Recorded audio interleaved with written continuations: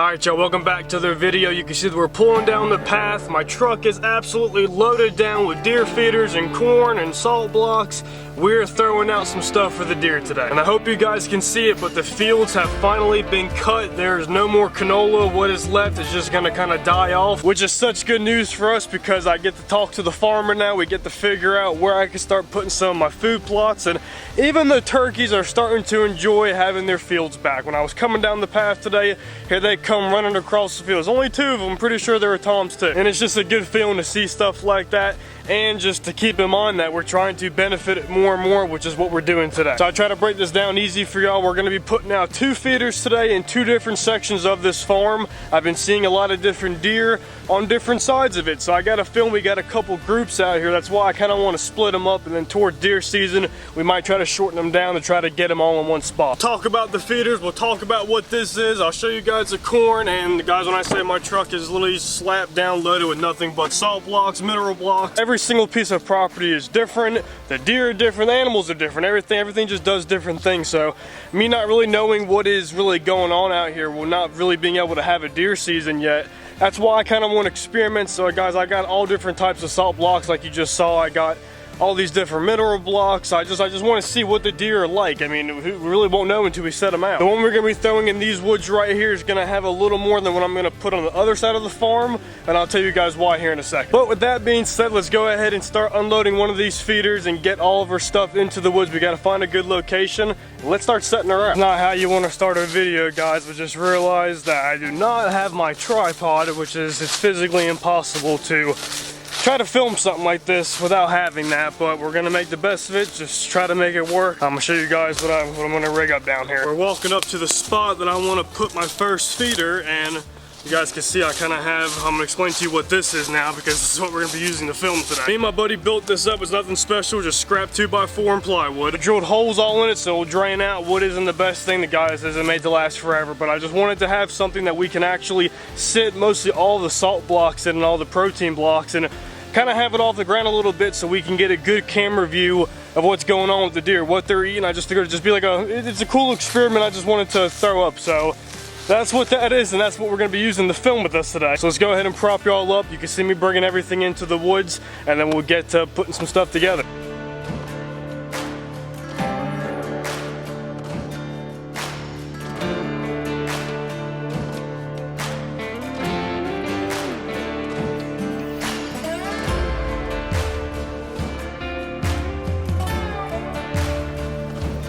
Alright y'all, so most of my stuff, let's go ahead and get the deer feeder set up.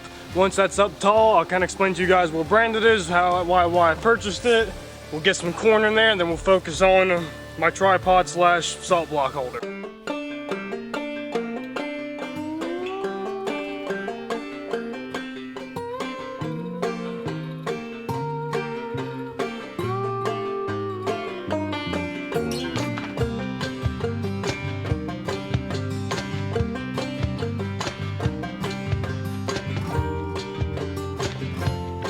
Alright y'all, that's what she's looking like right there. This is a Moultrie feeder. It was honestly very affordable. Around full height, it's probably around like 5'10", 5'11", 6 foot. I'm 6'2", and I don't know, actually, I can look into it.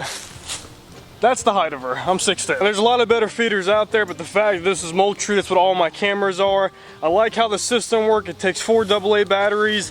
I've read some reviews, you don't have to change these out for a whole entire year. As we start figuring out more on the property, I might want to change things up, but just to get some food out for the deer now and try to get them growing a little bit bigger, it's going to work for me. You unscrew this cap right here. It's a little hard to see, but there's your timer and your 4 AA batteries. So you can have this go off 4 times a day. I have it set for 2.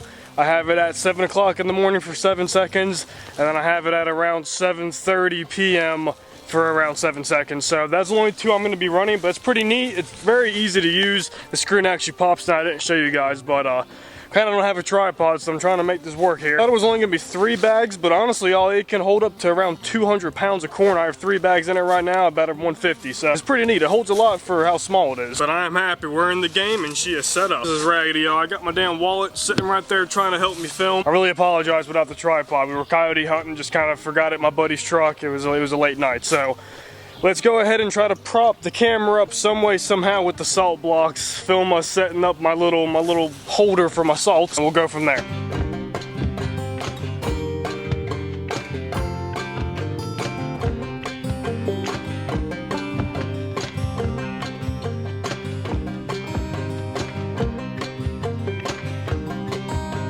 All right, y'all, so this is our setup. We have 2 different types of salt blocks.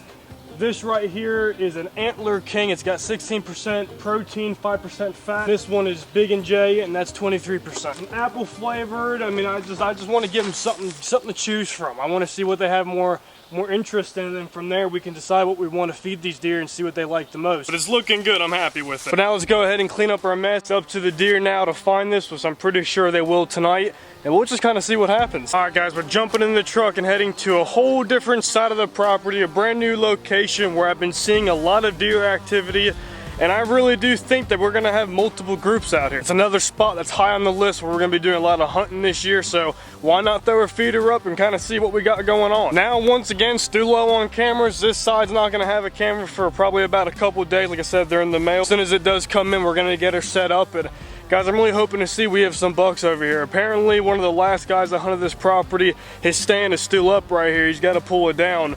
But I'm pretty sure he shot a pretty big deer, the owner was telling me, in this location. So they got a swamp back here they like to go to. I think it's gonna be a good spot.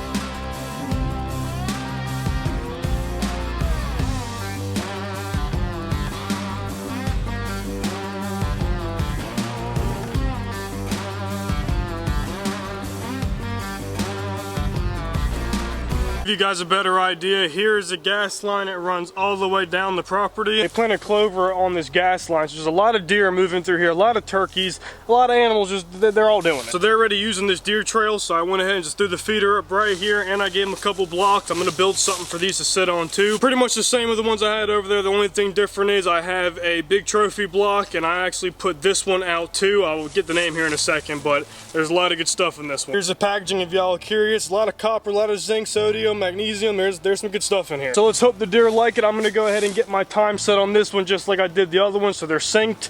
And guys, let's just roll into the clips for like the next week. We have a lot of rain moving in, like 9 days of rain. That's why I wanted to get this stuff out today. I was kind of in a rush. Let's just see what happens during these storms, and let's hope we have some bucks on the property. All right, guys, so it's been probably a week and a half, maybe a little bit less. The feeders have not been out long, but let me tell you something, we've had some action. And we'll get into those clips here in a second, but I want to do some maintenance today on the 2 feeders that we have out on the property.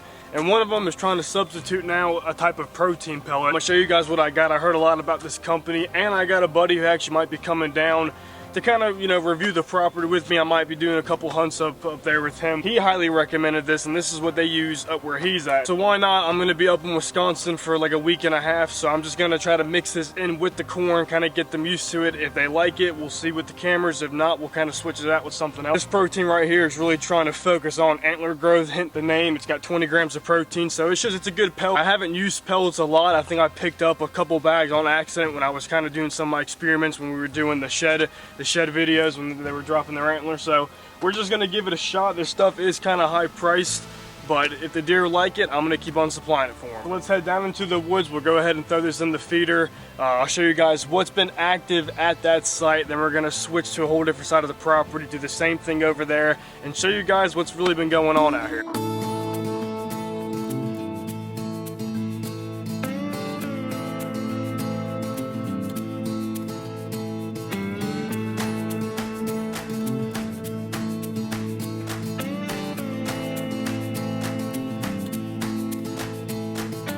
Alright, we got our pellets in. We're gonna let that do its thing for another 2 more weeks, and we're kind of just see what happens. I want to show you guys what we've had come into the camera. Now, I'm gonna state this now really quick. A lot of hunters get, you know, disappointed when they don't see many bucks on camera, especially this early in the year. And the only reason why that I have my cameras out right now and I'm doing all this is, one, like I said, guys, this property has not been maintained in over 10 years for pretty much any wildlife. So I'm going 100 miles an hour right now, trying to get everything pretty much set to where I want it while I'm trying to hunt it for the first year. If you guys aren't getting that, pretty much what I'm saying is it takes multiple years to get a property to where you want to be able to hunt it the way you would like and to have the animals you want, and it takes time. So me trying to get this ready for this hunting season, I gotta get shit moving here. Around this time of the year, a lot of hunters are gonna get exactly what I'm about to show you guys.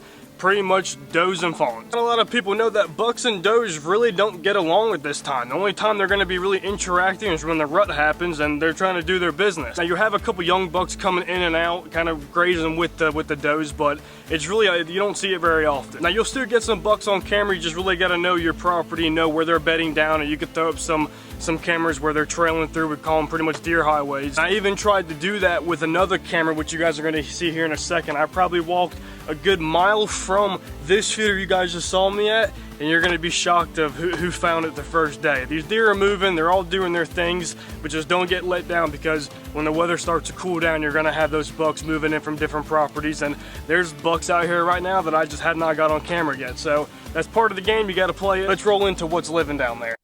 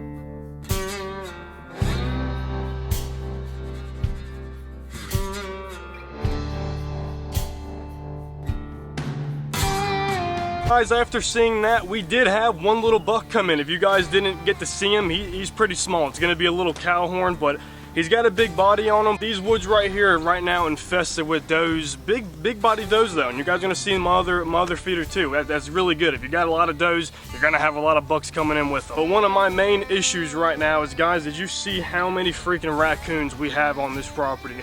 I mean, it's absurd. I can't keep up with it. I mean, they're daggone taking over. They're like grandpa's size too, so I got some cage traps on the way. Legally right now I cannot trap anything and kill it, but I can trap them and try to relocate them, and then I think it's in October raccoon season comes in, so we're gonna put a hurting down. I got a feeling we're probably gonna shoot over 50 raccoons off this property, which in the long run is gonna help the turkeys and the deer. And I told you guys, that mom and those babies, they found a spot that I put on a creek. I put about a 50-pound bag of corn out. I just wanted to see if I can catch one of my bigger bucks back there walking through. And the freaking mama doe and the fawns found it. But all of my deer are looking healthy. I hope my little baby fawns grow up, and you know, those could be future bucks. Let's jump in the truck. We're gonna head over to my second feeder, and I'm gonna show you guys what's going on over there.